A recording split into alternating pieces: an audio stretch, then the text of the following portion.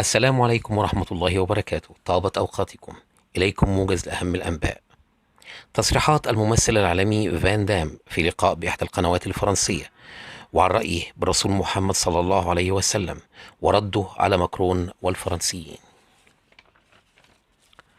تصريحات الممثل العالمي فان دام عن النبي محمد صلى الله عليه وسلم، وهي تصريحات لم تكن متوقعة أن تصدر على لسان الممثل العالمي فان دام، والذي هو من المثير جدا، وبالإضافة إلى بعض الحقائق التي سنوضحها عن فان دام.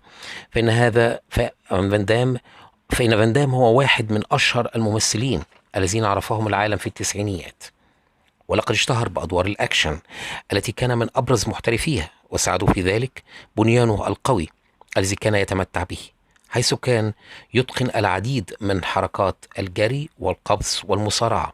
ولقد ولد فان دام في بلجيكا سنة 1960، وقبل أن يتجه إلى التمثيل عمل كمحاسب في فترة من فترات حياته.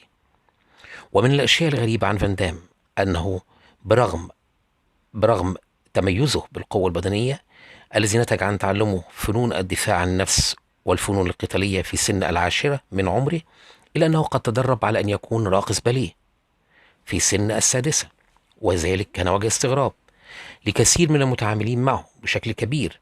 فكيف لرجل قوي مثله أن يتدرب على أن يكون راقص باليه؟ ولكن كان رد فان دام ورأيه أن الباليه هو من أصعب الرياضات التي يمكن إتقانها، وإذا حدث وتعلمها وأتقنها فبعدها بالإمكان تعلم أي رياضة أخرى.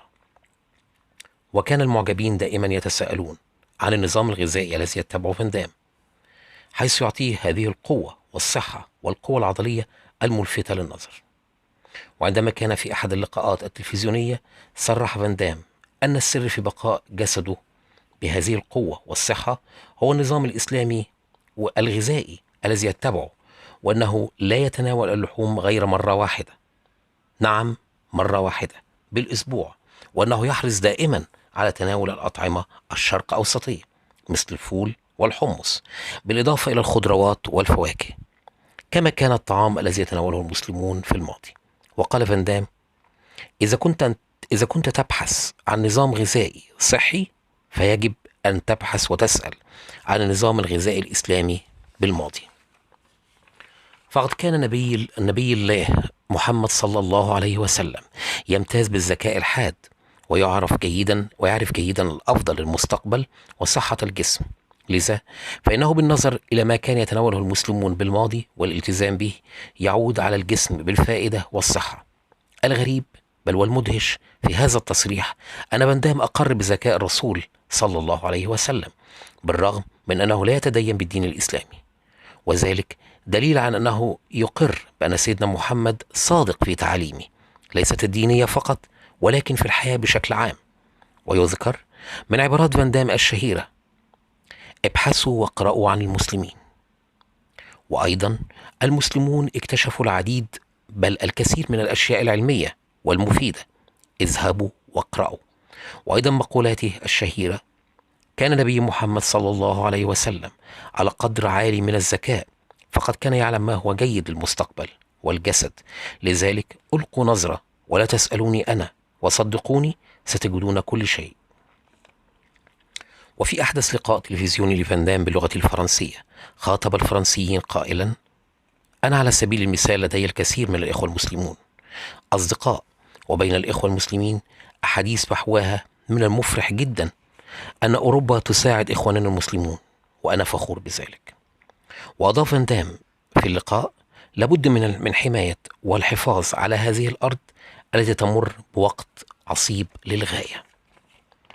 ومن خلال قادة العالم والقادة مثل بوتين أو الرئيس الأمريكي القادم قائلا: أنا لا أبالي من سيكون، ولكن جميع قادة العالم لابد أن يتوحدوا في جبهة واحدة ضد العنصرية والعنصريين. وأقولها لكم: النبي محمد صلى الله عليه وسلم كان شديد الذكاء وعلى علم بما هو جيد في المستقبل وعلمنا إياه.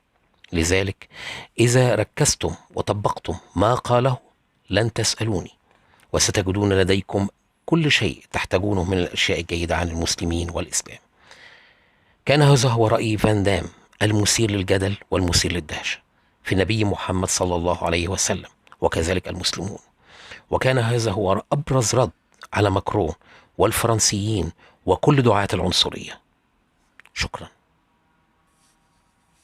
كانت هذه هي أما أخبارنا اليوم. شكرا لحسن متابعتكم، ونتمنى منكم دعم القناة بتفعيل الجرس والإعجاب بالقناة لنوفيكم بكل ما هو جديد. شكرا لكم.